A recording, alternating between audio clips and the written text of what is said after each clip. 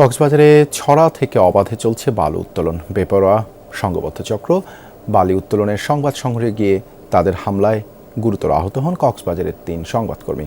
হামলাকারী ১১ জনের বিরুদ্ধে মামলা হলেও গ্রেপ্তার হয়নি কেউ। ড্রিঙ্কো এখন রিয়েল ফ্রুট পাল্প ও নাটে চেলি সহ নতুন প্যাকে নতুন স্বাদে। অবৈধভাবে বালি উত্তোলনের সংবাদ সংগ্রহ করতে ২২ ফেব্রুয়ারি কক্সবাজারের চকরিয়া থেকে উত্তর হারবাং যান ৩ সংবাদকর্মী। তাদের অভিযোগ, ভিডিও ও ছবি ধারণের সময় হঠাৎ করে বালি উত্তোলনকারীরা চড়াও হয়। মুঠোফোন কেড়ে নিয়ে পানিতে ফেলে দেওয়ার পর চলে মারধর।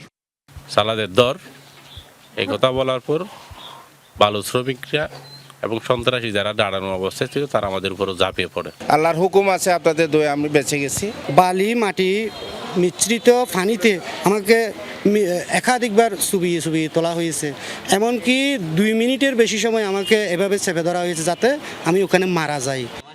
হামলায় আহত ৩ জন এবং স্থানীয় সংবাদকর্মীদের অভিযোগ, ২৪-এর ৫ আগস্টের আগে আওয়ামী লীগ করা এক ব্যক্তি গত ২২ ফেব্রুয়ারি নির্বাচনের পর বিএনপির নাম ভাঙিয়ে অবাধে বালি তুলছে। নাজেম এমন কোনো কাজ নাই, বালু উত্তোলন বলেন, পাহাড় কাটা বলেন, তার বিরুদ্ধে ইয়াবার মামলাও আছে। মাদক ব্যবসা থেকে শুরু করে সব রকম অবৈধ কর্মকাণ্ড সঙ্গে সে জড়িত। সে একটি বড় ধরনের বাহিনী সৃষ্টি করে রেখেছে।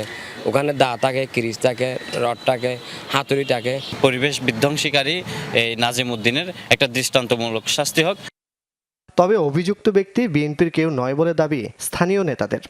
সেই আওয়ামী লীগের আমল থেকে ওই বালির ব্যবসা নিয়ে জড়িত, আমরা সেটা জানি। সে আমাদের কোনো দলীয় নেতা কর্মী নয়। এ ঘটনায় ১১ জনের বিরুদ্ধে চকরিয়া থানায় মামলা হয়েছে। হামলার প্রতিবাদে কক্সবাজারে মানববন্ধন সহ নানা কর্মসূচি হলেও এখনও কেউ ধরা পড়েনি। এই ঘটনায় জড়িত আসামিদের গ্রেপ্তারের জন্য ইতিমধ্যে আমরা টিম গঠন করেছি। অভিযান করে তাদেরকে আইনের আওতায় নিয়ে আসবো। জুবায়েত ইবনে শাহাদাত, যমুনা নিউজ।